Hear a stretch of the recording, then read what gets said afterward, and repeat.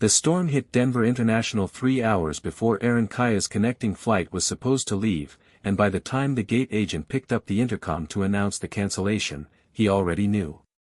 He'd been watching the tarmac through the rain-streaked window for 20 minutes, watching the ground crew abandon their carts and run for cover, watching lightning fork somewhere out past the runway lights.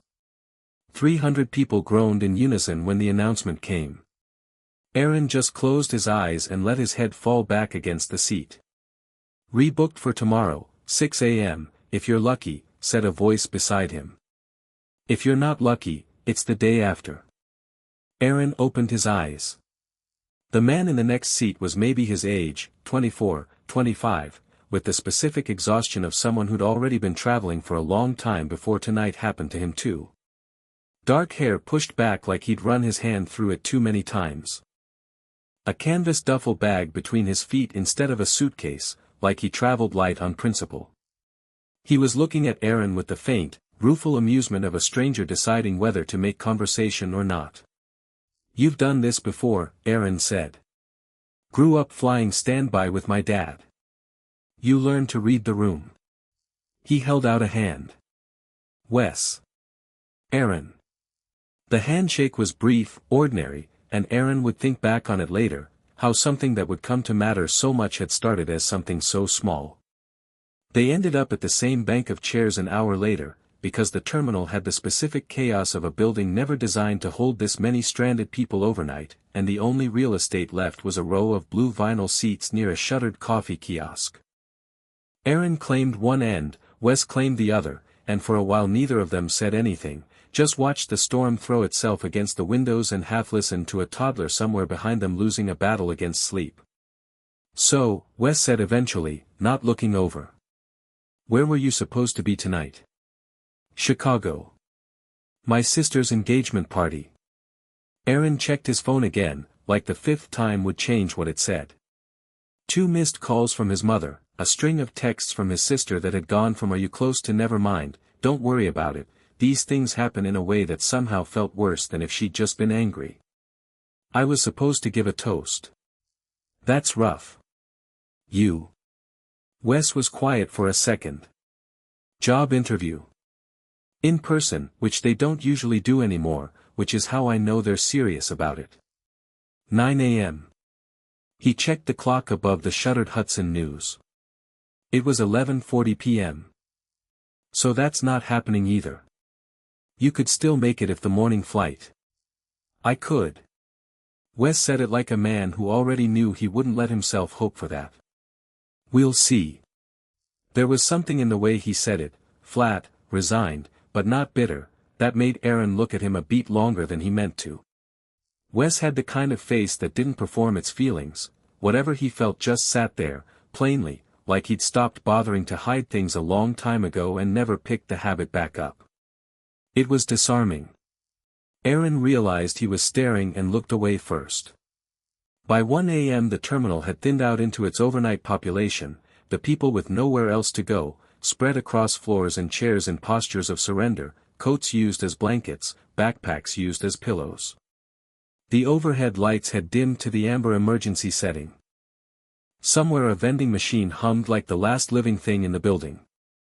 "I'm getting a coffee from that machine even though I know it'll be terrible," Wes said, standing, stretching until something in his back popped audibly. "You want anything?" "Whatever's not terrible." "I said I know it'll be terrible. I didn't say there was a non-terrible option." Aaron laughed, actually laughed, surprising himself, the sound too loud in the hushed terminal, and a woman 2 rows overstirred and resettled without waking. Wes grinned at him over his shoulder, pleased with himself in a way that was almost boyish, and walked off toward the vending machines with his hands in his pockets.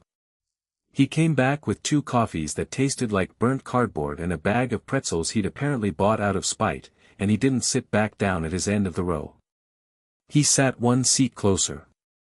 "So who are you when you're not stranded in an airport?" Wes said, tearing open the pretzels. "What do you do?" "Architect." "Well, almost. I'm 2 years into a firm, still doing the grunt work." "You?" "Journalist." "Or I was, until the paper folded, And now I'm the guy doing job interviews in cities where I don't know anyone. He said it lightly, but Aaron caught the thing underneath it, the way people do sometimes when they're being brave about something out loud for the first time. Chicago's my 4th interview in 6 weeks. I'm getting good at airports. Could have fooled me. You looked personally offended by that vending machine. I have integrity even when I'm desperate. Wes bit into a pretzel like it proved his point. That's a rare quality. You should be taking notes. I'll add it to the list of things I'm learning tonight. Alongside, always check the radar before booking connections through Denver in July. Rookie mistake. I'm aware. They kept talking. That was the strange part, looking back, how easily it kept going, how the conversation didn't so much continue as widen, the way a river does when it stops being forced through a narrow channel. Wes talked about growing up in 3 different states because his father chased contracting jobs wherever the work was, about how he'd learned to make friends fast and let go of them faster because nothing ever stayed long enough to get complicated. Aaron talked about the opposite life, one house, one city, a family so tightly knit it sometimes felt like a hand closing slowly around him, love and pressure indistinguishable from each other. So tonight's toast, Wes said. What were you going to say? Aaron looked down at the coffee cup in his hands.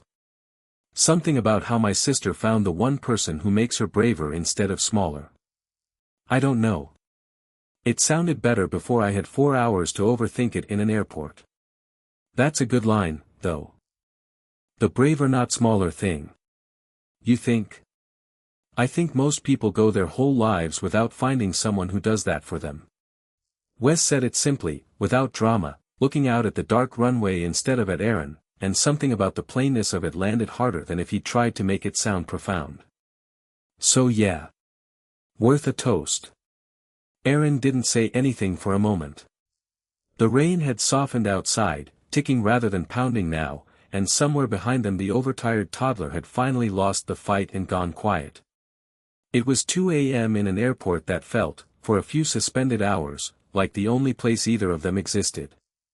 Can I ask you something? Aaron said. And you can tell me it's none of my business. Go for it. Job interview at 9.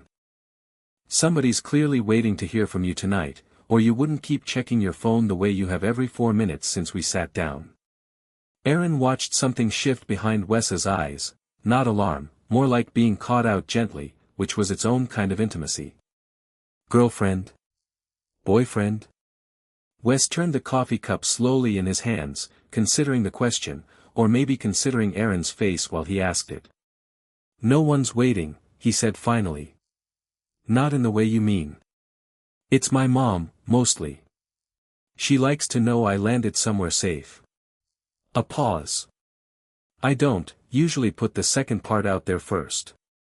But since you asked plainly, I'll answer plainly. There's no boyfriend.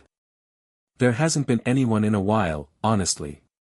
The word sat between them for a second, small and deliberate, and Aaron understood it had been offered as a kind of test, not a big one, not a dramatic one, but a door left open just enough to see if anyone would walk toward it. Okay, Aaron said. Just that. But he held Wes's gaze a beat longer than the moment strictly required, and something passed between them that neither of them named yet, a recalibration, subtle as a compass needle finding north. Okay, Wes repeated, and there was the ghost of a smile there, like he'd noticed exactly what had just happened and decided not to make a thing of it. Not yet. They sat in the amber light a while longer, coffee going cold, rain gentling outside, 2 strangers who had stopped being strangers somewhere in the last 2 hours without either of them quite marking the moment it happened. At some point Aaron's head found its way, more from exhaustion than intention, toward Wes's shoulder, and he caught himself, straightened up, apologized. You're fine, Wes said, and didn't move away. Long night. I don't mind being furniture. Aaron huffed a laugh, but didn't lean back over. Something about the offer being made so plainly made it harder to take, not easier, like accepting it would mean admitting how much he wanted to. For the record, Wes added, quieter now, eyes on the window instead of on Aaron, like it was easier to say to the glass, I wouldn't have minded. Aaron looked at him. Really looked, the tired eyes, the 2 days of stubble, the specific stillness of someone who'd said something true and was now waiting, unguarded, to see what it cost him. Wes. Yeah. Ask me again in 5 minutes. That got him, the low laugh, surprised out of him, the kind that changed his whole face. Is that a yes or a stall tactic? It's a 5-minute yes, Aaron said, and let his head drop back onto Wes's shoulder, and this time neither of them made anything of it, and outside the storm kept softening into something that no longer sounded like an ending, more like a held breath before a different kind of morning. The gate agent's voice crackled over the intercom at 5:15, announcing that the Chicago flight would board in 20 minutes, and Aaron woke with a jolt to find that his head was still on Wes's shoulder and Wes hadn't moved an inch in 3 hours to avoid disturbing him. His neck was stiff. His back ached from the vinyl chair. He didn't remember falling asleep, and for one disoriented second he didn't know where he was, only that something warm was under his cheek and it was breathing. Morning, Wes said, voice rough with the particular hoarseness of someone who also hadn't really slept. You drool, for the record. Slightly. I'll allow it. You could have woken me up. I could have. Wes rolled his shoulder experimentally, wincing.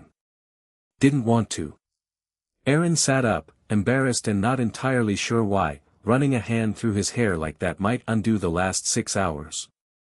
The terminal was waking up around them, fluorescent lights snapping back to full brightness, the smell of coffee starting to bully its way out of the reopened kiosk, a cleaning crew pushing carts past rows of stirring, disheveled travelers.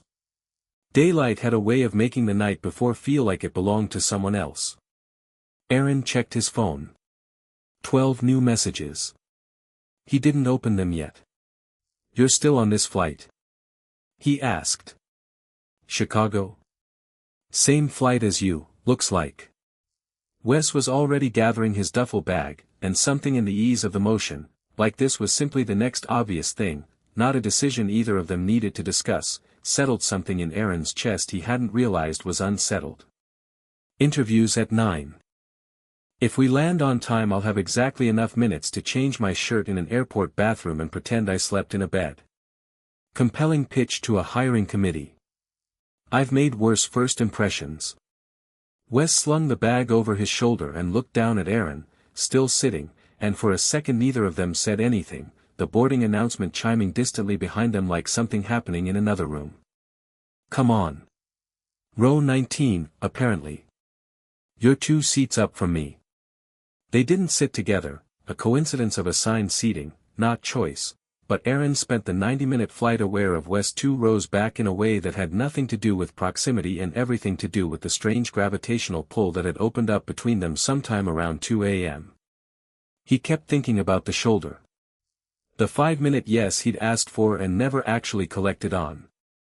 He wondered if Wes was thinking about it too, or if it had already folded itself into the category of things that happen in airports and stay in airports, forgotten by the time the wheels touched down. He found out when they were both waiting at baggage claim, standing slightly apart in the way of people who'd shared something significant and weren't sure yet what to do with it in daylight. So, Wes said, watching the belt turn without any bags on it yet. This is where it gets real. You've got a family thing. I've got a job thing. Statistically, this is the part where 2 people who met on a delayed flight say, nice meeting you, and never think about each other again. Statistically. I'm bad at math, though. Wes finally looked over, and there it was again, that plainness, that refusal to dress a true thing up in anything except itself. Can I get your number? Not because I have a plan, or a line, or anything smooth to say about it. Just because I'd like to know how the toast went. And whether the job people liked my slept in a bathroom look. Aaron was already reaching for his phone. You'll have to send me a photo of the shirt as evidence. Deal. They traded numbers standing at an unmoving baggage carousel, in the unglamorous fluorescent hum of an airport morning, surrounded by strangers craning to spot their luggage, and it was, Aaron thought later, one of the least cinematic settings imaginable for something that would end up mattering as much as it did. No dramatic music. No rain on a window. Just two tired men and a phone screen and a name, Wes, Denver, saved under a contact photo Aaron hadn't taken yet. "Good luck today," Aaron said. "You too. Give a good toast." Wes's bag came around the carousel before Aaron's did. He hesitated for one more second. Aaron watched him hesitate, watched him decide something, and then he stepped in and hugged him, brief and warm and entirely unlike the handshake that had started all of this 12 hours earlier. "I meant what I said last night," Wes murmured, close enough that only Aaron could hear it. "The 5 minutes. I'm still waiting on my answer, whenever you're ready to give it somewhere that isn't an airport." Then he was gone, duffel bag over his shoulder, disappearing into the crowd toward ground transportation, and Aaron stood there at the carousel a full 30 seconds after his own suitcase had already gone past him twice. The engagement party had already happened by the time Aaron made it to his sister's apartment. She'd pushed it a day, it turned out, once half her guest list got stranded by the same storm system, so instead of a toast in front of 80 people, Aaron gave it in her kitchen the next evening, glass of wine in hand, her fiancé's arm around her waist, 6 people crowded around a table meant for 4. "You found someone who makes you braver instead of smaller," Aaron said, and his sister's eyes went bright and wet before he even finished the sentence, and he thought, distantly, of a vinyl airport chair and a voice telling him the line was worth keeping. He didn't mention where the line had really come from. That felt like something he wasn't ready to explain yet, even to himself. He texted Wes that night. "Toast went fine. No storm this time, unfortunately, much less dramatic than the workshop version." The reply came fast enough that Aaron suspected Wes had been watching his phone. "Workshop version was pretty strong tbh. How'd they like it?" "Cried. Multiple people. Success by any measure. I got the job, by the way. They didn't ask about the bathroom shirt. I think I pulled it off. Congratulations. Knew you would. You didn't know that. You met me 14 hours before the interview. I know people, Wes. It's a gift." That was how it started, not with declarations, but with texts, small and constant, filling the gaps of ordinary days. Wes moved to Chicago for the new job 3 weeks later, which meant he was suddenly not a stranger from an airport but a person who existed in the same city, a 15-minute train ride from Aaron's apartment, and the distance between knowing someone and seeing someone collapsed fast enough to leave them both a little breathless about it. Their first real date wasn't called a date by either of them. Wes needed help picking furniture for an apartment he'd signed a lease on sight unseen, and Aaron, professionally opinionated about interior space, went along as a favor, and they spent 4 hours in a furniture warehouse debating the merits of a gray sofa versus a navy one with the seriousness of men deciding a much larger question. "You're doing the thing again," Wes said, watching Aaron circle the navy sofa a third time. "What thing?" "The thing where you get very focused on something small so you don't have to talk about the big thing." Aaron stopped circling. "What big thing?" "The thing where it's been 3 weeks and we've hugged twice and texted every day and I still haven't gotten my 5 minutes. Wes said it lightly, hands in his pockets, but his eyes weren't light at all. They had that same plain, unguarded steadiness Aaron remembered from the airport, the look of a man who'd decided honesty was worth more to him than protection. "I'm not trying to rush you. I think about it. I wanted you to know that." The warehouse hummed with fluorescent light and the distant beep of a forklift. Aaron looked at him, really looked, the way he had that first night, and felt the same recalibration happen all over again, quieter this time, less like a shock and more like a decision finally arriving at its natural conclusion. "I'm not scared of the answer," Aaron said slowly. "I think I've been scared of how much I already know it." Wes didn't say anything. He just closed the distance between them, unhurried, giving Aaron every chance to step back if he wanted to, and Aaron didn't step back. The kiss, when it came, was soft and searching and much longer than 5 minutes, right there in the middle of a furniture showroom, between a gray sofa and a navy one, while a bored salesperson pretended very hard not to notice. For the record, Wes murmured against his mouth, I'm buying the navy one. Final answer. Aaron laughed into the kiss, forehead resting against Wes's, both of them grinning like idiots in a way neither of them bothered to hide. You're only saying that because I like it more.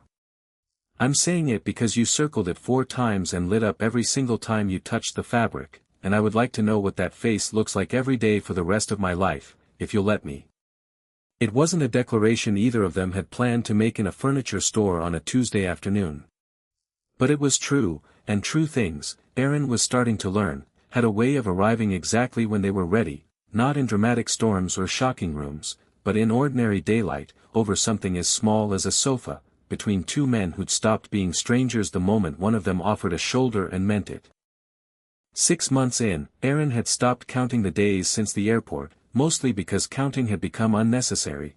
Wes was simply part of the architecture of his life now, the way a load-bearing wall is part of a house, invisible until you try to imagine the place without it. They had a rhythm. Sunday mornings at the farmer's market. Wes's terrible taste in horror movies, which Aaron endured out of love and complained about the entire time.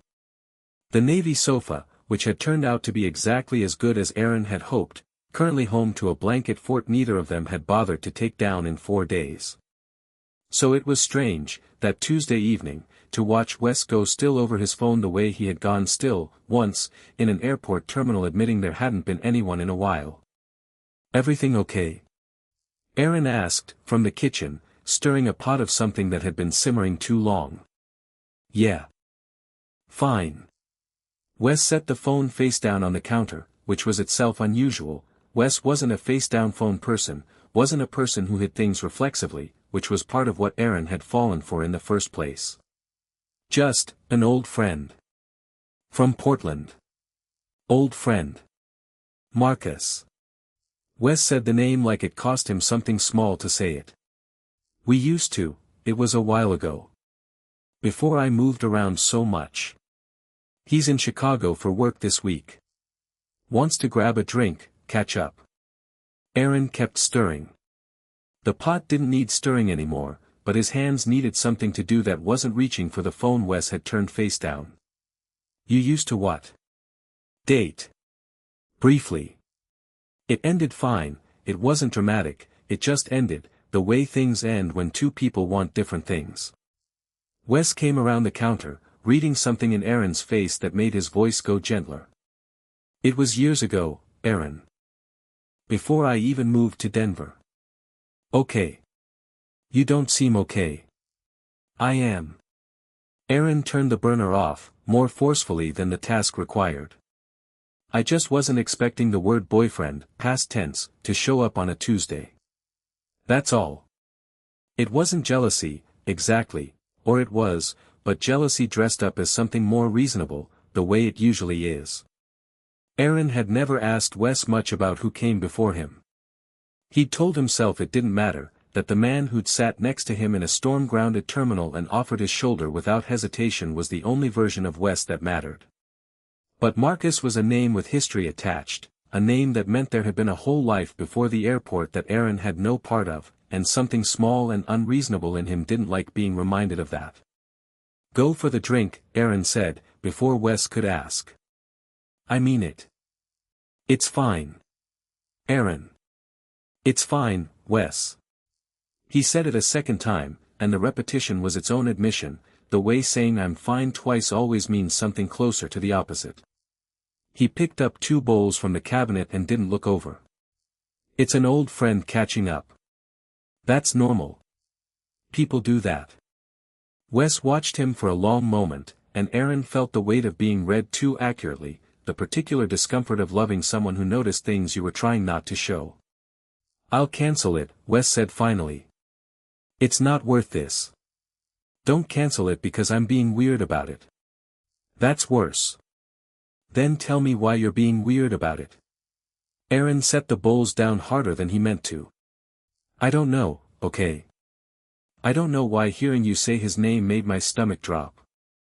Maybe because you've never mentioned him before tonight, and I've been sitting here thinking I knew the whole shape of you, and now there's a person-shaped hole in the story I didn't know was there.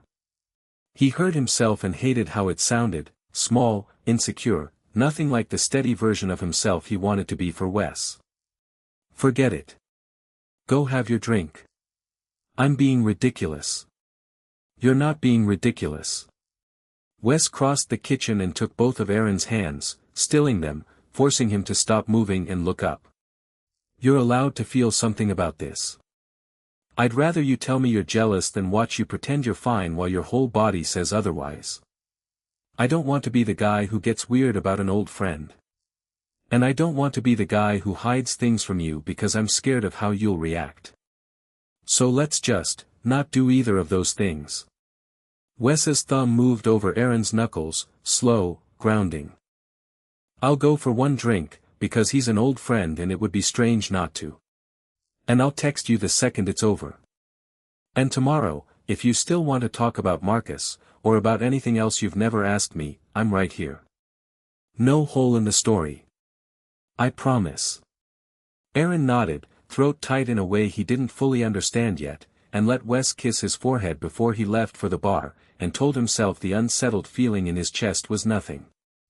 He almost believed it. He believed it right up until 11:40 p.m., when Wes still hadn't texted, and the silence stretched long enough to become its own kind of answer. Aaron didn't sleep. He told himself it was the simmered dinner sitting wrong in his stomach, or the late hour, or nothing at all, but at 12:15 a.m. he was still sitting on the navy sofa in the dark, phone in hand, watching the screen not light up. Wes came home at 1 a.m., smelling faintly of whiskey and something Aaron couldn't name, apologetic in the doorway. I'm sorry.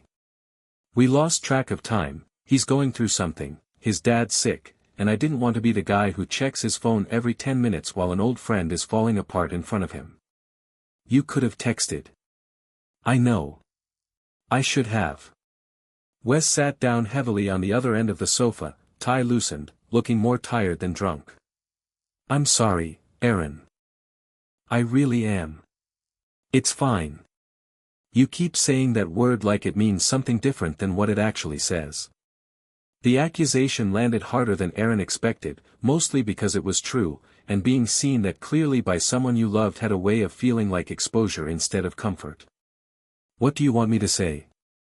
That I sat here for 3 hours convincing myself you were somewhere falling back in love with someone who knew you before I did? That every unanswered text felt like proof of something I've been too scared to ask about? Ask about what? Whether I'm enough of your story to matter, or whether I'm just the guy from the airport who happened to be there when the storm hit. The words came out before Aaron could stop them, raw and unpolished, the kind of fear that only surfaces at 1 a.m. after hours of silence. You've never told me about anyone before me, Wes. Not really. And tonight I found out there's a whole person you loved enough to date, and I didn't even know his name until an hour before you left to go sit with him. Wes was quiet for a long moment, and when he spoke, his voice had lost its defensiveness entirely. I didn't tell you about Marcus, or about anyone else, because none of it felt like it mattered next to you. Not because I was hiding something shameful, because compared to what I feel about you, all of it just felt small. I didn't realize that not telling you would read as a locked door instead of an unimportant room. It read as both, honestly. That's fair. Wes reached over, slow, giving Aaron every chance to pull away, and rested a hand over his. Marcus and I were together for 8 months, 3 years ago, in a city I don't live in anymore, and it ended because I was already the guy who didn't stay anywhere long enough to let anything get real. That's it. That's the whole story. It's not a locked door, Aaron. It's just old furniture I forgot to mention because I was too busy building a new room with you. Aaron didn't answer right away. Something in his chest had gone tight and complicated, equal parts relief and lingering hurt, the particular ache of an argument that had exposed something true underneath it. I don't want to be someone who gets like this over a drink with an old friend, he said finally. That's not who I want to be with you. And I don't want to be someone who makes you feel like there's a version of the truth I'm keeping from you. Wes squeezed his hand. So, new rule. No locked rooms. Not because we have to tell each other everything all at once, but because I never want you sitting on this sofa again at midnight convincing yourself you're not enough of my story. You're the whole story, Aaron. Everything before you was just the part where I was waiting. It should have fixed everything, that sentence, and for a moment it nearly did. Aaron's shoulders loosened, his breath came easier, the tight fear in his chest began to unclench. But something had shifted between them that night that wouldn't fully undo itself with one conversation, however honest. A door had been found where Aaron hadn't known to look for one, and even once it was opened, the fact of its existence stayed with him, quiet and unresolved, in the days that followed. It didn't happen all at once. That was what made it harder to name. There was no single fight, no dramatic rupture, just a slow accumulation of small hesitations that neither of them addressed directly. Aaron found himself asking fewer questions about Wes's day, not out of disinterest but out of some new, unfamiliar caution, as though asking too much might reveal more rooms he wasn't ready to find. Wes, sensing the change without understanding its source, began overcorrecting, narrating his whereabouts unprompted, texting more than usual, trying to prove a trustworthiness that had never actually been in question until one bad night made it feel like it was. You don't have to send me a play-by-play every time you get lunch with a coworker, Aaron said, 2 weeks later, more sharply than he intended, looking at a text that read grabbing lunch with the team, back by 2, love you. I thought that's what you wanted. I want you to just live your life, Wes. I don't want you performing transparency at me because of one bad night. I'm not performing anything. I'm trying to fix what I broke. You didn't break anything. Aaron heard the frustration in his own voice and hated it, hated that a conversation meant to close a gap seemed only to be widening it. I broke something, maybe. I made you feel like you had to account for every hour, and now neither of us is acting like ourselves, and I don't know how we get back. They were standing in the kitchen again, always the kitchen, Aaron would think later, as though the room itself had become a stage for the parts of their relationship they couldn't quite choreograph anywhere else. Wes looked at him with an expression Aaron hadn't seen before, not hurt, exactly, but wary, like a man recalibrating how much of himself was safe to offer. Maybe we both need some space to think, Wes said quietly. Not a breakup. I'm not saying that. Just, some room to figure out why one bad night turned into 3 weeks of this. Aaron nodded, throat tight, and told himself space was reasonable, healthy even, the kind of thing mature couples did. He didn't say what he was actually thinking, that space had a way of becoming distance, and distance had a way of becoming silence, and he had spent his whole life watching silence do damage that shouting never could. Wes stayed at a friend's apartment for 4 days. They texted, carefully, politely, in a register neither of them had used with each other since the airport, the tone of people being careful instead of people being close. Aaron went to work, came home to an apartment that still smelled faintly like Wes's cologne, sat on the navy sofa alone, and understood, with a clarity that frightened him, that he would rather fight through every hard conversation there was than lose the version of his life that had Wes in it. On the 4th night, he texted, "Can we talk? In person.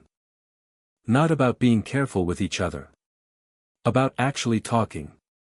Wes replied within a minute. "I was hoping you'd say that.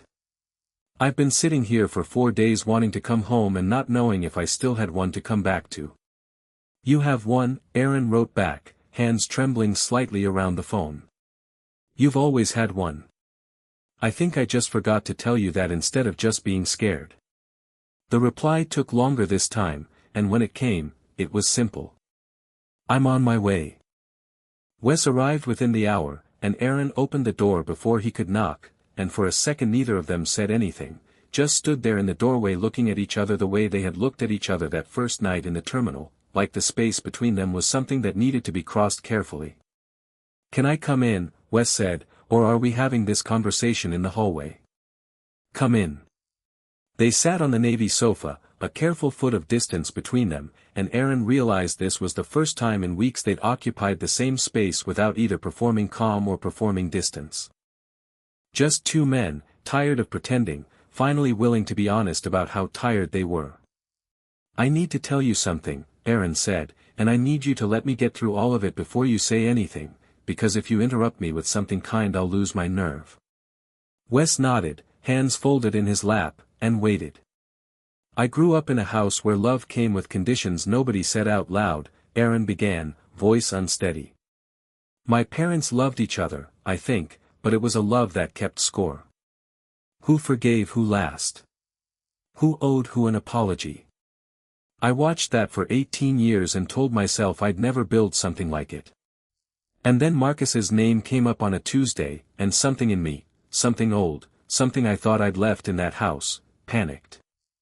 Not because I thought you'd leave me. Because I realized how much it would break me if you did, and I didn't know what to do with feeling that exposed. Aaron. I'm not done. Aaron took a breath. So instead of telling you that, I got quiet. I made myself smaller and called it fine, and when you tried to fix it by narrating your whole life to me, I got angry at you for doing exactly what I'd made you feel like you had to do. None of that is fair to you. You didn't do anything wrong that night, Wes. You went to sit with a friend whose father is sick. That's not a betrayal. That's just kindness, and I punished you for it because I was scared, and I am so sorry. The room was quiet except for the faint hum of the refrigerator, the distant sound of traffic outside. Wes's eyes had gone bright, and he didn't try to hide it, which was its own kind of answer. Can I talk now? He asked, gently. Aaron nodded. I've spent my whole life being the guy who doesn't stay, Wes said. Different towns, different schools, different sets of friends I learned to say goodbye to before they could leave me first. Marcus wasn't a great love of my life, Aaron, he was one more person I left before things could get complicated, because complicated felt like the thing that always came right before losing someone. And then I met you in an airport, of all places, and something in me that had been bracing for departure for 26 years just stopped. For the first time I wasn't planning my exit. I was planning a life. Wes. So when things got hard 3 weeks ago, my instinct wasn't to leave, it was to overcorrect, to prove I was safe to keep, because some part of me still doesn't fully believe I get to have this. That I get to have someone who wants the whole complicated shape of me instead of the easy, packed light version I learned to offer people so they wouldn't miss much when I left. His voice cracked slightly on the last words, and Aaron felt something in his own chest crack open in response. I don't want to perform transparency at you, Aaron. I want to just be known. But I don't always know how to do that without being scared it'll be too much. It's not too much. Aaron reached for his hand. You're not too much, Wes. You never have been. I think we've both spent this whole relationship terrified of the same thing from opposite directions, you scared of being left, me scared of not being enough to be stayed for, and instead of saying that plainly, we built a little bit of distance to protect ourselves from finding out. So what do we do now? I think, Aaron said slowly, we stop protecting ourselves from each other. I think we say the scared things out loud, even when it's inconvenient, even when it's midnight and we'd rather just go to sleep angry. I think, I love you, Wes. I don't think I've said that yet, not really, not outside of a joke or a distraction. I love you, and I don't want a version of us that survives by staying careful. I want the version that survives by staying honest. Wes didn't say anything for a moment. He just closed the distance between them, the same unhurried, deliberate closing of distance from the furniture warehouse, from the airport terminal, the same patient permission-giving that had defined every step forward they'd ever taken, and kissed him, slow and certain, both of them a little wrecked, both of them finally, fully present with each other after weeks of careful half-measures. I love you too, Wes said against his mouth. I've loved you since somewhere around 2 a.m. in a Denver airport, watching you fall asleep on my shoulder like I was the safest place you knew. I just didn't have the courage to say it until you said it first. The weeks that followed weren't a fairy tale. Aaron was honest enough with himself to know that one conversation, however true, didn't erase 18 years of learned fear or 26 years of learned departure. But it was a beginning, a foundation poured on more honest ground than the one they'd been standing on before. They started small. A standing Sunday night check-in, no phones, no distractions, just 20 minutes of saying the true things out loud before they had a chance to calcify into silence. Wes told him, slowly, about the other cities, the other almost relationships, the specific loneliness of always being the one who left. Aaron told him about his parents' careful, conditional love, about the toast he'd given his sister and how much of it had actually been a wish for himself. "I keep thinking about that line," Wes said one Sunday, feet in Aaron's lap on the Navy sofa. "Braver, not smaller. I think that's what you do to me. I think that's what I want to do for you too. You already do. Not always. Not yet. But I'm trying." Wes laced their fingers together. "I called Marcus, by the way. Told him things were serious with someone, that I wasn't going to be the guy who keeps loose threads lying around out of old habit. He was happy for me. Genuinely. It wasn't a big dramatic thing. It was just, closing a door I should have closed a long time ago, so you never have to wonder about it again." Aaron felt something settle in his chest, something that had been unsettled since a Tuesday night 6 weeks earlier. "You didn't have to do that. I wanted to. There's a difference." Wes squeezed his hand. "I told you, no more locked rooms. I meant it." They went back to Denver together that spring, on a trip that was equal parts nostalgia and pilgrimage, and stood in the same terminal where it had all started, now bright and ordinary in daylight, nothing like the amber-lit, storm-battered version they remembered. They found the row of blue vinyl chairs, still there, unremarkable to everyone but them. "This is the exact seat," Wes said, sitting down, patting the space beside him. "I'm almost certain." "You are not almost certain. You have no idea which seat this was. I have a very strong instinct about it, and I'd like you to respect that instinct." Wes grinned up at him, and Aaron sat down beside him, laughing, and let his head fall onto Wes's shoulder exactly the way it had that first night, except this time there was no hesitation in it, no apology afterward, just the easy, earned comfort of two people who had fought to understand each other and come out the other side still choosing to stay. A year to the day after the storm grounded them both in Denver, Wes asked Aaron to marry him, not in a grand gesture, not with an audience, but in their own kitchen, the site of every hard conversation they'd ever had, which felt right to both of them in a way neither could fully articulate. He didn't have a speech prepared. He just took Aaron's hands, the same way he had that night after the fight about Marcus, and said the truest thing he knew. "I spent my whole life learning how to leave gracefully," Wes said. "You taught me how to stay. I don't have a airport storm kind of proposal, no dramatic hook, no lightning outside the window. I just have this, every ordinary day with you feeling like the best thing that ever happened to me, and I don't want to spend one more of them without asking you properly. Marry me, Aaron. Let me be braver, not smaller, for the rest of my life, with you." Aaron didn't answer with words right away. He just kissed him, long and sure, in the kitchen that had held every version of them, careful and honest, distant and close, scared and finally unafraid, and when he finally pulled back, breathless, he said the only thing that felt true enough to match the moment. "Ask me again in 5 minutes." Wes laughed, that same low, surprised laugh from the airport, the one that had undone Aaron before he even understood why. "Is that a yes or a stall tactic?" "It's a forever yes," Aaron said. "I just wanted to hear you laugh like that one more time before I said it." They got married the following autumn, in a small backyard ceremony with string lights and 30 people who mattered more than 300 strangers ever could have. Aaron's sister gave a toast about how her brother had found someone who made him braver, not smaller, the same line, come full circle, spoken now about the person who'd first inspired it. Wes's mother cried through the whole thing and told everyone within earshot that she'd known, the very first time Wes called her from a rebooked flight to say "I met someone, Mom, I think you'll like him," that this was different from anything that came before.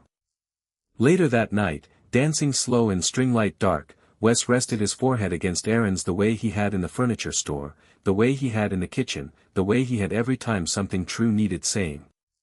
"No more locked rooms," Wes murmured. "No more staying careful," Aaron answered. "Just us. However ordinary the days get." "Especially then," Aaron said, and kissed him, unhurried, certain, home in every sense the word could hold, Not a place, not an airport terminal or a kitchen or a backyard full of string lights, but a person, found by accident in a storm and kept on purpose ever since. They found each other by accident in a storm, and chose each other on purpose, every day after.